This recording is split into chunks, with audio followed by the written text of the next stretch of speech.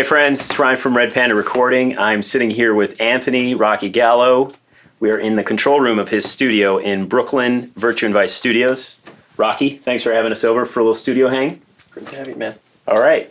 So before we start talking about this beautiful place you've got, let's talk a little bit about your background, how you got into music, where it all sort of started for you.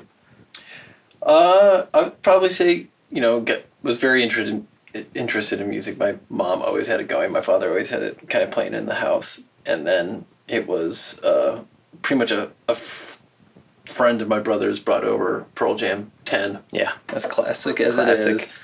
And just listening to that in his bedroom, and it just was like this lightning bolt that hit me. And it was just, from there on it was just like the only thing that mattered. Where it was like, I was really into cars and, whatever interest, and they were kind of fleeting from time to time. But, it's just at that moment. And it was just very specific, and I can remember when it was. And it's just, after that, it was just very focused on playing, and then got into the recording aspect of it. Okay. And I've been doomed ever since. Like so many of us. Yeah. Now, were you already playing instruments at that time, or did you kind of jump on the guitar once you heard that? No, I might have been like 10 years old, so okay. I didn't probably start really playing until 13 or something.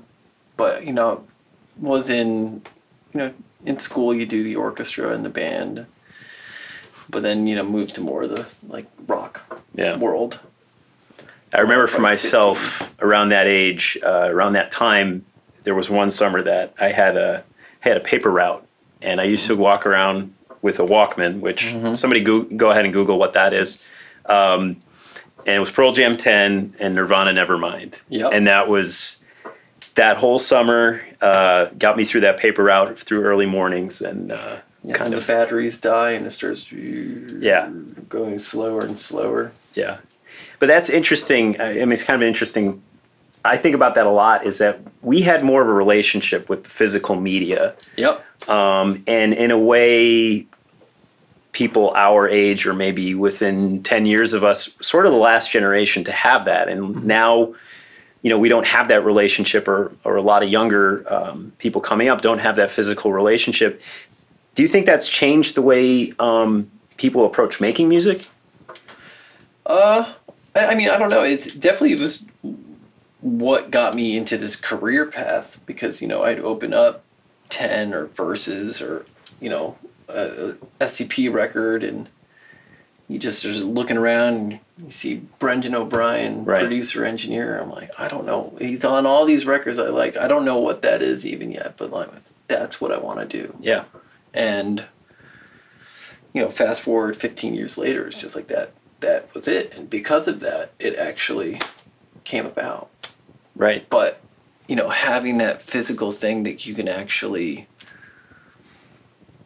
touch and, like, pour through, because, this was pre-internet, so you're not looking anything up. Sure. It's like, this is the only thing you have between the music coming out of the speakers and the artist. Sure. So, I can't really speak for how it would work now, though. Right. So, getting back to your start, your first, was it the cutting room? That was your first kind of major studio job? As soon as I moved up from Orlando, my year-long prison sentence at Full Sail, which was great, but, hard when you're away and you're trying to figure it all out growing up. And where did you grow up? I grew up in Connecticut. Okay. But, that was my first time away from home, and you go down to Orlando, Florida. Not my favorite place in the world. Sure. And then, you just got right out of school, and then called up a handful of places, and this guy, Patrick, over at the cutting room was nice enough to be like, well, why don't you come in and have an interview? Yeah. And just went in, and I was there for about 8 years after that. So. Wow. So I'm sure you went through the normal paces, started just running errands, sitting in the back, assisting. Yeah. Is there a specific moment that you remember where you kind of felt like, I belong here, or you were accepted? The guys that were working there were all really, really cool. Okay. And I have to say, they took a liking to me, the engineers, and they just kind of saw that I was like serious. I really wanted to do it. Right. Staying at, super late and then coming in early and then just really wanting to be there. Where, I see it, and we all, sometimes the other studio owners, they see the people and they're just like, hey, it's 5 o'clock. We're not really doing anything. Like, I'm just sitting here on the back of the couch. Can I get out of here? It's like, by all means. Sure. But this is really it. Like, there's no crazy action that happens. Like, the thought of, the wild band that's going to be in the studio, it from time to time, but like the most of the work is just, crawling pace. Yeah. So was it a lot different than your expectations as kind of a young? I honestly, I don't know. I was just all about it, and I was just going to do whatever it took. And the real shift, I think that what happened, there was a guy that was assisting before me, and he ended up leaving, but a turning point almost in my mind, and like made me want to keep going. It's like, doing my usual mopping, sweeping the floors, and I pull out the couches that are in the lobby to sweep and mop behind it. And he looked at me. He's like, you're gonna work here. Like, you're gonna make it here. I'm okay. like, what do you mean? He's like, you move the couch. Nobody ever moves the couch. I don't think it really registered, right? Until I really look back on it. But like, there was a bit of affirmation where it's just like, yeah, it's working. Just keep your head down, work so hard that they notice, and something will happen. Right. So from there, fast forward a couple years, at this point, you're the head engineer? Yeah. Okay. Let's see. You stick around long enough, people leave, through and then you attrition. get their job. So, after doing, moving from an intern to some assisting gigs, and then it's just like, the engineers don't want to come in for the low rate thing. You can do it, right? I'm like, yeah. And after hours, session ends at 2 or 3 a.m. I'd bring a band in and start recording. I'd have my friends from Connecticut. They would just be like, yeah, we'll make a record in the middle of the night. Right. And they let us. It was a multi-million-dollar facility. Huge SSL and like big live room at their old spot. And we just did whatever we wanted to, and like really learned how to make a record the wrong way. And then keep making the wrong mistakes, and then eventually you just learn how to not do that anymore. Sure. And at this time, you're getting to work with some pretty big name artists too, like John Legend, John Bon Jovi. Yeah, the John Legend thing was, it was a 3-day pre-record for the NBA All-Stars. Okay. And made really good friends with the MD, Swiss Chris, great drummer. Day one, it was like the day before the Grammys or something like that. So like the second day, he just won like 5 Grammys or something like that. So like the energy in the room was just yeah, a little Chester out. Yeah, sure. As it should be. Should be.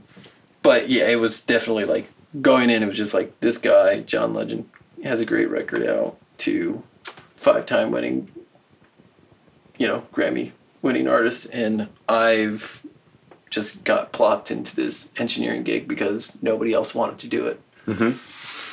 But somehow made friends with them, and Swiss, as great as he is, convinced John to use me for his record that he was doing, the one, Once Again.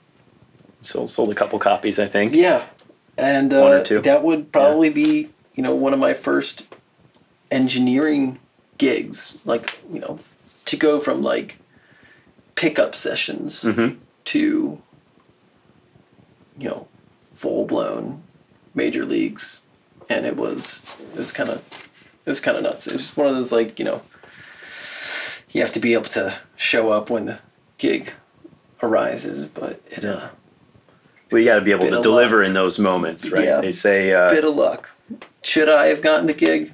right. I don't know, but I'm happy I did, and he was extremely kind, and he pretty much, changed my course of my career. That's great. And so along the lines here, you're doing the day in and day out. In the back of your mind, are you starting to think about opening your own place, or was that always I the don't know. end Man, goal, I or always- how did I that always come think about? that, and I wonder how it came about in the end. It's just, I think eventually it was the desire to work with a particular kind of artist and style of music, and in the end, the place I was working at it was just too expensive, too small, and I wanted to grow and start making a little bit more money on the side, and I started getting hired to go down to Nashville for work, and it just kind of naturally happened. Yeah. Where it's like, I've got my own little spot that I can do extra work, because the only way to really survive was to keep picking up work on the side, and it just started to snowball into this thing where the extra work on the side was starting to be more than my main gig. So, And this was in what year? I would probably say around 2007 to 2009 is where I really started to try to make major moves. Now, were you also around that time maybe starting to sense shifts in the industry and maybe thinking like... No, I had no idea. No? Okay. Yeah, I didn't. If someone had told me like the industry is going to fall apart in 2010, I still probably would have done it. Just because like this is just what you want to do. Right. It didn't. It's not for money. It's a loss usually, but Sure. it was just lifestyle. Just didn't want to boss anymore, Yeah. and it's way easier to simply be working for someone. But if you want the potential to grow or really do the things that you want to do, then it was just to be on your own. So I imagine at some point, even if you're taking work on the side and getting hired by bands directly to do sessions, you're still working full time at the cutting room. So there's a certain point where you decided to take that leap. Do you remember sort of that moment? Was there a conversation, a pep talk with yourself before you went in to talk to them, or what was that like? It just naturally kind of started to happen. Okay. Where I got hired on these records down in Nashville, where it's just like I can't pass up. It's just like the money was good, the people were great, and it just kind of turned into this thing where it's like I'm going to focus on this, but it was like 2-3 weeks at a time that I'd be down in Nashville, and then I'd come back to New York, and then I'd be stuffed with the rest of the time just fitting as much stuff up here, and it just lasted for like 6 to 9 months, and then eventually it's just after that ended, it's just like, well, now I've got my own room, and I don't necessarily want to work over there anymore. Okay. So you had enough work that you felt like you could kind of take the leap there, and this was the space. Now, your first incarnation of Virtue and Vice was in Greenpoint. Yeah. Is that right? Yeah. So with that 9-month run, it was just like a stockpile of money. But as soon as that ends, you have to all of a sudden you've only been doing 10 days a week, 10 days a month in New York, so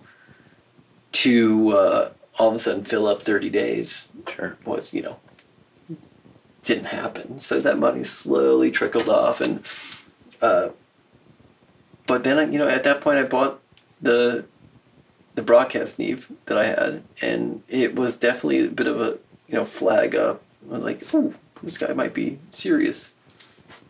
It didn't belong in such a small room, but it was it was enough that Google and Dave Grohl made that documentary. The Sound City. Yeah. And the cost of the Neves went up, and the interest of everybody in Neve consoles just went through the roof. So anybody that was recording in a band, they're just like, I need a Neve console. Right. It became It was kind of the popular.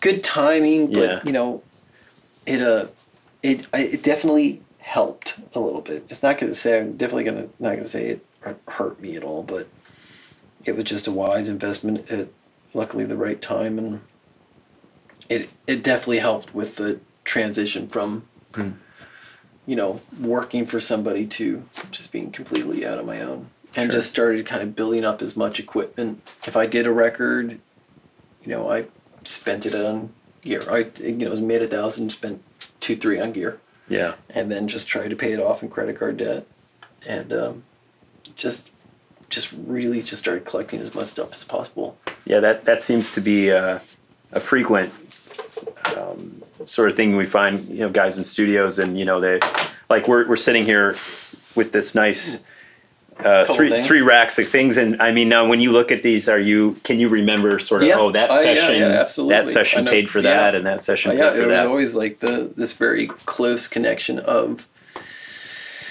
what I bought it for, or, you know, the next record that it was going to be on, and Or somebody calls you and says, "Hey, you have a fill in the blank," and then you say sure, and you're on eBay as soon as you hang up the phone. I had in my mind of all these Yeah. boxes, very particular ones that I wanted to get, and it's just like, you know, eventually it comes to a point where there is a bit of an emotional attachment to it because you work so hard, and the record that you used it on or got it from. But you get to a certain point, it's like it's just gear, Right. and it's all great, but it's not the important thing in my mind. Says the guy surrounded in a cave of fucking gear, but you start to learn that, you know, you can get it Right. with very little. But as a business owner and as a studio owner, you sort of have to balance that. I mean, Yeah, you got to get. there is a you gotta certain get 'em in the door. expectation that people have. Right? Yeah, They're- yeah. I mean, I don't think I would. I'd be better off in other ways, but I don't know if I would be getting the calls if I just had my laptop and, you know, a mic. Sure. I'm not at that point, or now I'm not that big of a name that someone's just going to be like, I just need to work with this guy. That was my thought. It's just like just compensating with a lot of gear, a lot of toys that people can come in and feel like they can fuck around with. But yeah, it's, you know, what are you really doing? I have no idea. Right.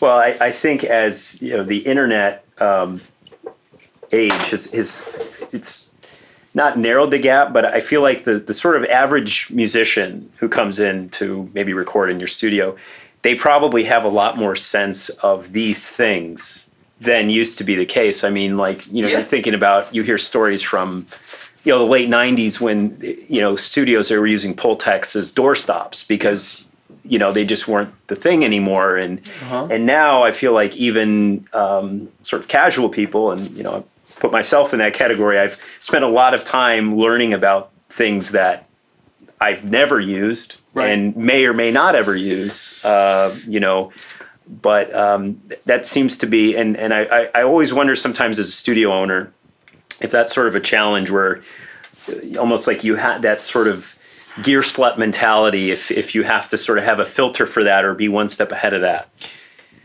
Well, I try to get a certain amount of boxes that people look at and they're like, I know this. Plug-in version or a hardware version, I know this. It's a difficult thing. It's just a bit of a, you know, competition, and it's a dumb one. Everyone is just trying to stack up a bunch of gear, studio to studio. And, you know, it can seem like it's never ending, but it really doesn't, you know, like I said, it doesn't really matter in the end. It's just like I just decided I'm going to get this much stuff and it's going to be fine. It's a lot, but it's still, there are others that have, you know, walls of it, and it'd be nice, but, you know, my hardest thing when I was down doing those records in Nashville, they had, you know, they had everything. And, like, he spent way too much time being like, what great mic to what awesome pre to what compressor than EQ am I going to use? It's just like the simplifying of it all. Just like, I'm just going to record with the board. I might compress it. And either way, it's going to sound great. Or it's going to sound awful because the band sucks. And there's nothing I can do about it. So, 2009, you started the studio in your first space, and then the current space we're in here now. What year was it that you moved into here? It would be 2013. Okay. I think. I do believe. And so that was kind of another leap of faith for you, wasn't it? Yeah.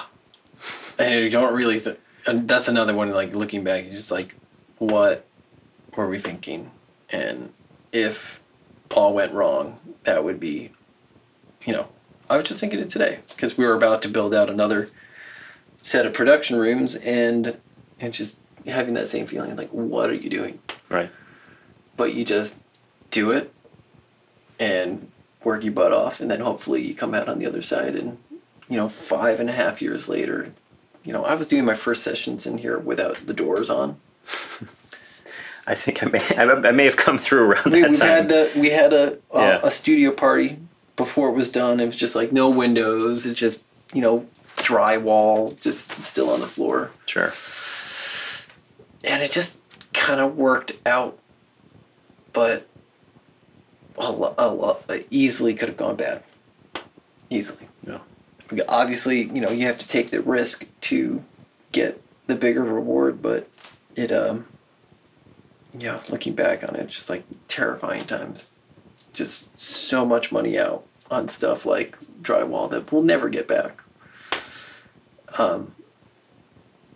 Just days of it, just ordering stack after stack of drywall. Yeah. But, it really turned out great, and, there's been a lot of great music in here. It just really moved, the other guys that are in the building, they're doing great, and, things have been going so well that, we've decided to take it up a little bit more, but yeah, the first, few months of it were terrifying. Yeah, actually the first 6 months I thought it was going to be the worst year I've ever had. And then adding, the amount of debt that we're talking here is beyond. And I was just like, not going to be like a bad year to have a bad year was the slogan for the 6 months. And it turned out to be my best year in New York. Really? So, yeah, sometimes you just have to really just go for it and put your head down, and hopefully when you peek your head back up, you're out of the storm. We'll talk a little about the live room we have here, because really I think, we're talking about all these things, gears, even the console, but the one thing you can't replicate anywhere else is the room that you all built. And obviously I'm sure that was the focal point in you guys looking for a space, but just talk a little bit about the design of the live room and sort of what boxes you wanted to check in terms of, what you could do in there. We definitely wanted really high ceilings. That was our big one. So when we found the building that had 17-foot ceilings, we're like, okay, great, we can do this. We wanted to tie all the rooms in together. So, the most expensive part was going to be the live room. It's the biggest part of the footprint. So in order to maximize that, we had, each control room going in to the live room. So when Tom is... right, and Tom's studio is... Riff Studios, Tom Gardner. When he's cutting a band, I'm in here mixing, and, I've got my vocal booth off to the side, and then it flips back the other way. And then the production room that we rent out to Ben Talmy, and he's been there from the beginning. He's got ties in there as well, and he also rents it. And so he has ties. So you and Tom both have sight lines into the main room. Right. Ben doesn't, but obviously with iPhones and things, if he needs to do... He never... I think he had it set up for a second, but he's just like, it's fine. Okay. The sightline thing, some people want it, some people don't want it. Sure. They don't want to be seen or not. The only thing you got to do is That's right. listen to it. Without prying eyes. Like there's like you're motioning to the drummer, like kick drum, snare drum. But. Yeah. So I mean, the room, I think it sounds amazing. It's hands down one of the favorite rooms I've ever done drums or really anything. Thank you.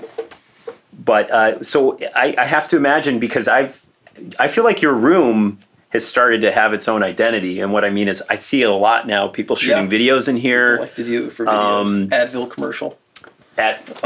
There's another. Now, was that something that you had foresight to, or is that just kind of a happy accident?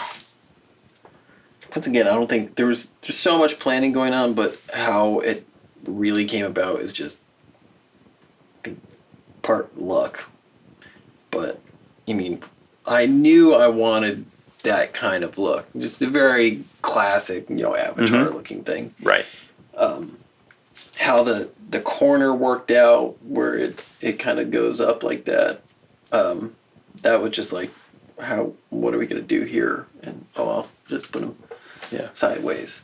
And it could be a completely different sounding library. We were spacing them the same distance every single time with a 1x2, a rough 1x2.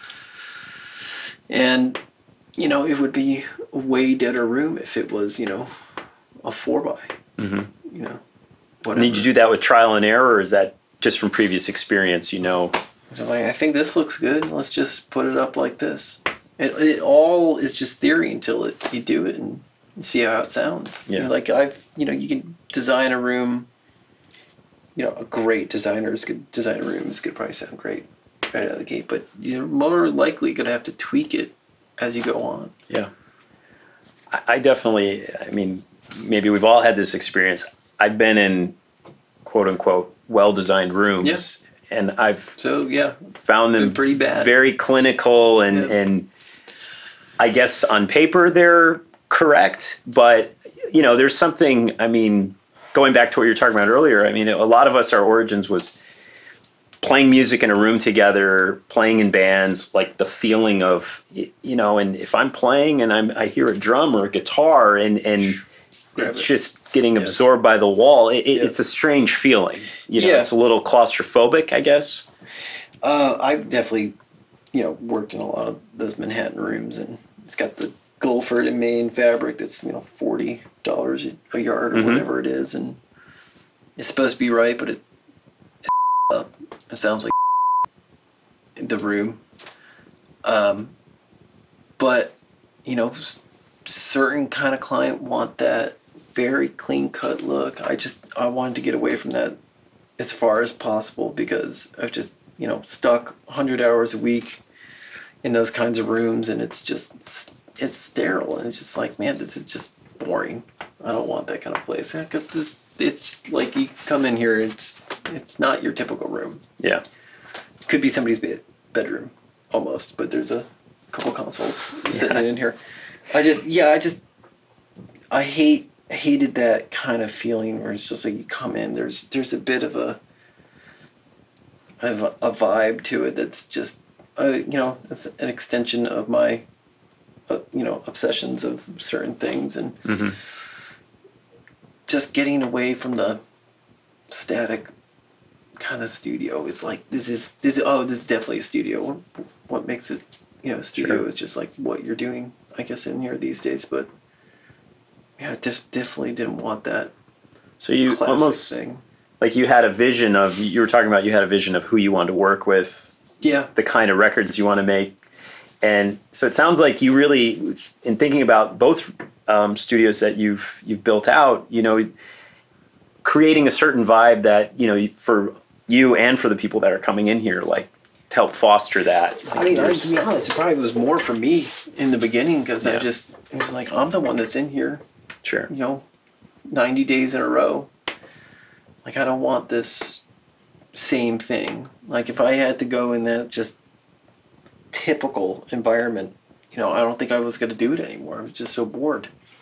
And it just seems more interesting when it's, there's like quirky shit laying around. Like, oh, let's not focus on the song. Because in those rooms, it's like the only thing that's got energy is what's coming out of the speakers. Like, with a space that's giving you some kind of inspiration. At least you can feel like, I don't know, it's like an enjoyable time to be there. Yeah. Well, I know as somebody coming in to the studio or bringing other artists into the studio, I mean, there's always an element of you want to be able to sort of disarm any kind of nerves or apprehension. Obviously, there's a lot of buildup to it. Yeah. And I always love spaces that, like you said, that you feel like you're in a living room or like a clubhouse or kind of hangout space. I always find for me it's very disarming, and then that helps me kind of focus on the task at hand. Because once you got that, like, oh, don't put your coffee there. Right. Oh, don't sit on that. That's too nice. It's just like, all right, work. No, I don't want, like, and that's the same thing with, the places that are like, thousands of dollars a day. It's like, some of them obviously would want them to be around, but like the things that I was working on, the people that I was trying to get together with, it just seems like a energy killer. It's like, we've got 2 hours left. What are we going to do?